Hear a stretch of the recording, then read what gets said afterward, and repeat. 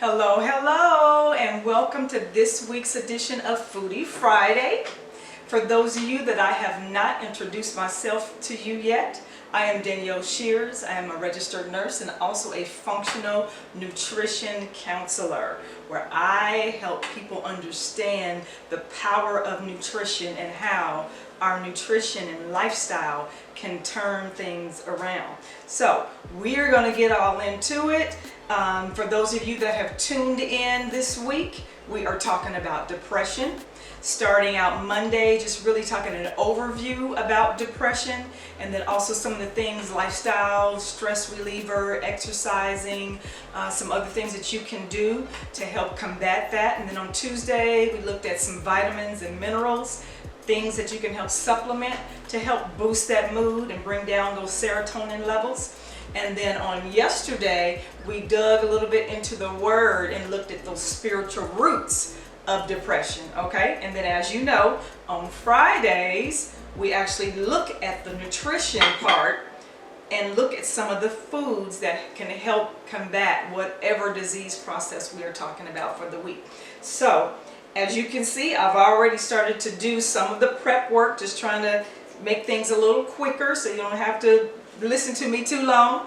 But I've already prepped some stuff. We are going to be fixing a nice kind of Mediterranean type style salad, but we're going to put salmon on top. I'll explain again what those things are. Of course, we have our roasted nuts because of some of the benefits of the walnuts and things that are in that can help.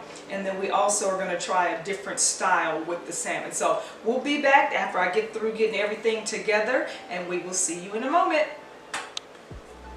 All right, we are back and everything is pretty much prepared. Everything is finished.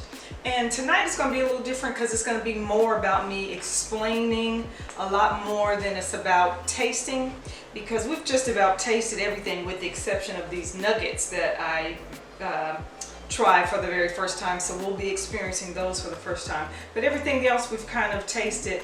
Tonight is more about explaining in a deeper depth about how these foods impact depression, okay?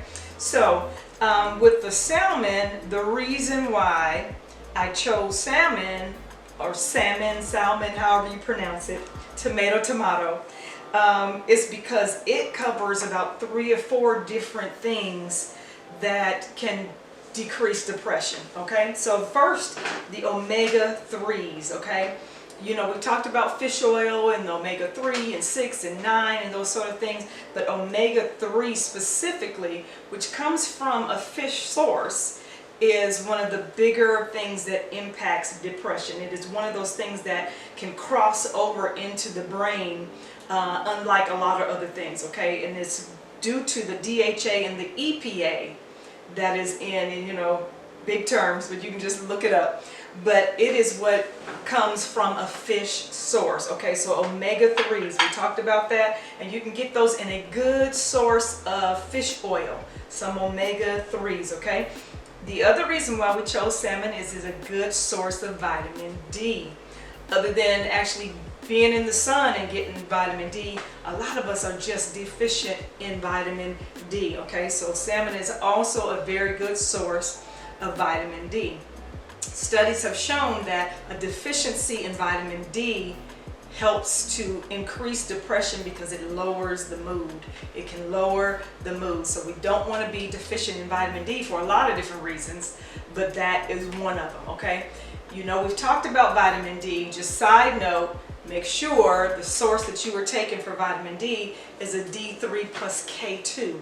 You also would like to have magnesium in there because it helps with the uptake of vitamin D, okay? So pair that D3 with K2 just to help with the uptake of it.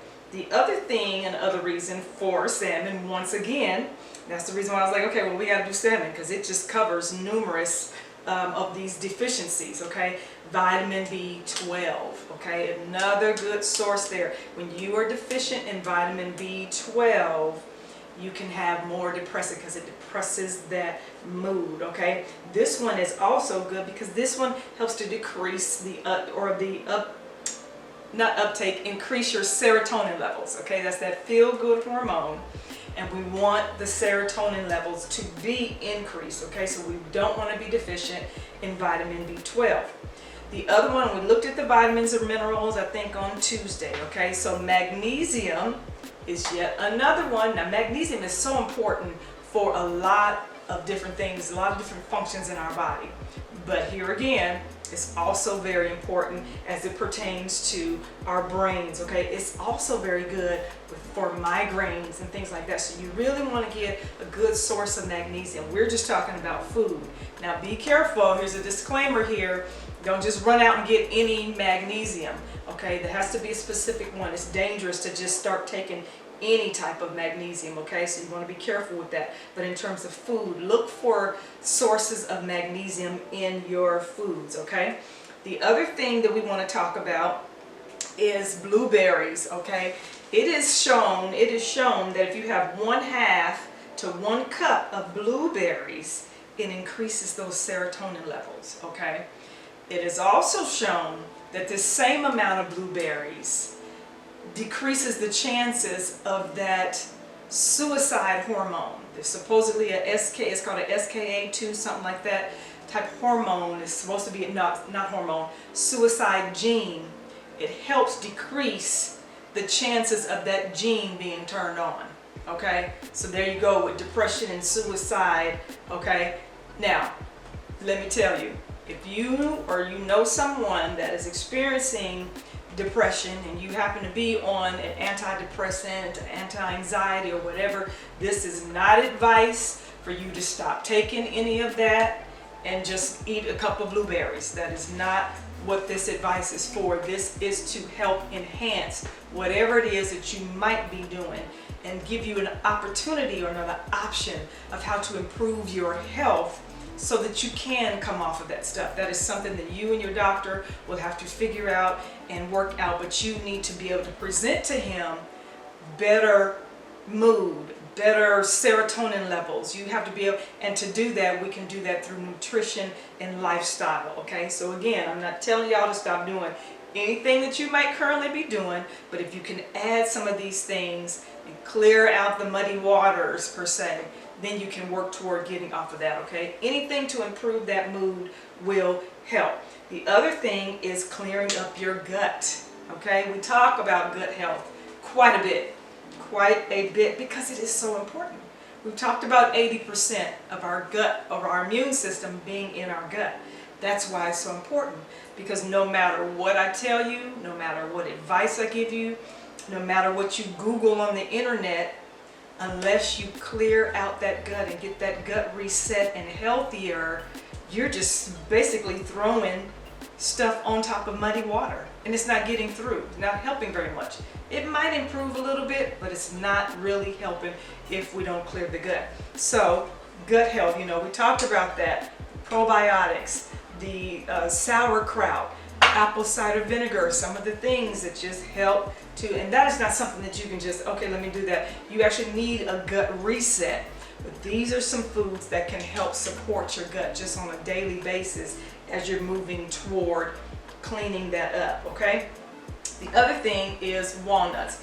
I went ahead and roasted nuts because we roast nuts quite a bit. We roast our own nuts quite a bit just to have around as a snack food. So I just went ahead and roasted, but there are walnuts in here. And walnuts are so important because it is shown that a 1/4 cup of walnuts, okay, decreases depression by 26%.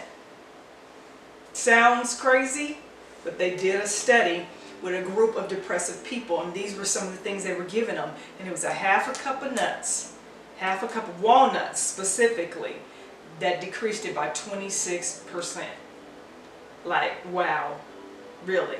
How powerful can nutrition be, okay? It's something to really look into and something to take serious, because as we know, what has increased over the last couple of years? This mental health piece, this depression, this increase in suicide ideation, okay? So this is something that you really need to look into. You or someone else is suffering that, why not try some of the natural things? Because it also talked about a list of medications, and I'll put that in the I'll put it in the chat. But I also saw the study where it talked about all the list of medications that increase depression. And then we throw an antidepressant or anti-anxiety medication on top of that, which has its own list of side effects, okay? So again, I'm not here to advise you to stop taking any of these things. I just want you to understand that there is another way to help decrease these depressive episodes if we would just clear up some of our diet and lifestyle practices. Then we can work to get off of some of that stuff that really, at the end, just, it doesn't really work. It really masks the problem, okay? So, again, I will share what those lists of medications are. I don't want to read them off to you, but it was just some suggestions were medications for Parkinson's, different medications for blood pressure, different medications for, oh my gosh, it was like 12 different things, medications that increase depression. Okay, so we want to try to work to get off of that. So Jade and I are going to dig in, and like I said, the only thing that I tried different was the salmon nuggets, because you know we always have salmon salad, but I'm gonna have her try these salmon nuggets and see what she thinks about it. So you can try the salmon nuggets, and I'm gonna fix my salad that I'm just gonna put. And then of course, you know, I made my own salad dressing. Okay, you know we make a lot of our own stuff. We've talked about, for those of you who are new, I roast my nuts. There's a reason why I roast my own nuts, okay? Some of you can share that with you, but everybody that's been here for a while knows we roast it because roasted nuts are roasted in bad oils, okay? I don't want to just assume that you know that, because we have quite a few new people. I roast my own nuts because roasted nuts are roasted in the bad oils. The vegetable oils, sunflower oils, safflower oils. All them bad oil, canola oils, all them oils that are not good for you. Palm oil. Palm oil, okay? You want to do olive oil, avocado oil, what is the other one? I was going to say coconut. Say olive. Yeah, olive. Avocado, coconut. And coconut oil. It is coconut oil. You know, all these oils mixed up. Those are the ones you want to use, okay? So that's why we do that. And of course, you guys have seen this recipe over and over for our new favorite salad dressing that we make again on our own, because it leaves out the what? The sugar that is in almost everything, okay? So we made our own salad dressing. That will be in the recipe list as well. Okay, let me let her taste this. I'm sorry, it looks like sand. What is that? A ball of sand, that's what it is. Sand. That is a salmon nugget. I'm talking about what's on the outside. Don't worry about that. Okay, just taste it first. Really, you just threw it in your mouth. You didn't even. Is it good? That's pretty good. Mm-hmm. I like it. A little salmon nugget. I'm wondering we put like more seasoning on it or something. Yeah, it doesn't look that good on the outside, but it's actually good. It's crunchy too. It's good. So it's a little salmon. I just want to try something different with the salmon, because we always air fry it. You know, I always do it the same way. But I wanted to try the nugget style. And what I used was flax seed meal. So instead of cornmeal, because you know we got to be careful with corns, because if they're not non-GMO, it's very bad for you. We can't really even digest corn, okay? Has to be non-GMO. So instead of using cornmeal, you say you can't digest corn? Not really, yeah. It's going to really come out. They can't digest it well. And then corn is the most genetically modified food ever. That is the most genetically modified. So if you don't get nothing else non-GMO, your corn sources. So instead of cornmeal, we use flax meal. So that's the reason why it looks a little darker or whatever, because flaxseed is tremendous for a number of things, blood pressure and vascular health and all that stuff. So flaxseed meal is what it is. It's good. Okay. But again, the blueberries, and then, you know, I just have, excuse me, my good source of fat that I always have around.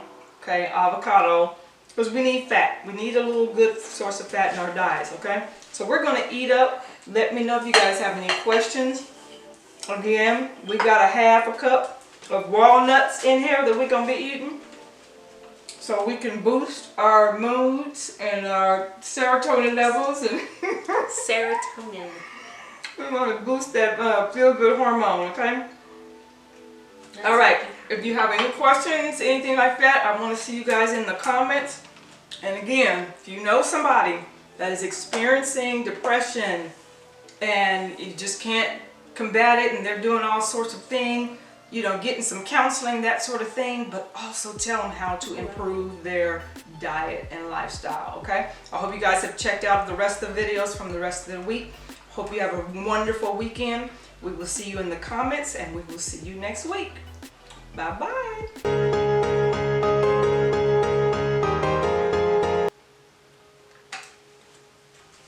Corn, seriously? Yeah, it's the most genetically modified, and it's just hard to digest, if you can imagine the... You know, like a lot of gluten-free stuff, they use corn instead. Well, that's why as long as it still says non-GMO, it's okay. And as it's, in those sources, it's probably dried and processed different too. So it may not be As bad as... you know what I'm saying? As long as it's non-GMO, it's just like corn in its form, like even corn on the cob, if you can think of, because you can't really chew it that well and all that kind of stuff, so it's hard to digest that. It's hard to digest Grow our own corn. Huh? We should grow some corn. Grow, oh, yeah, grow your own, yeah.